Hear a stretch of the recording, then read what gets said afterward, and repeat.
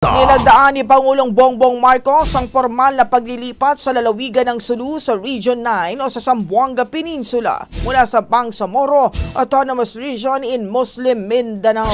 Ito ay bilang pagsunod sa ruling ng Supreme Court. Sa kanyang executive order, sinabi ni Pangulong Marcos na kailangan ng realignment upang matiyak na magpapatuloy ang serbisyo sa mga nasa Sulu. Ipatutupad ang kautosang ito sa probinsya ng Sulu at mga lokal na pamahalang sakop nito at sa lahat ng departamento, ahensya at mga related agencies ng executive branch at kanilang mga counterparts na nasa lugar. Samantala, upang matiyak ang maayos na transisyon, bumuo si Pangulong Marcos ang Technical Working Group na pamumunuan ni Executive Secretary at co-chaired ng mga kalihim ng Department of Budget and Management, Interior and Local Government at National Defense.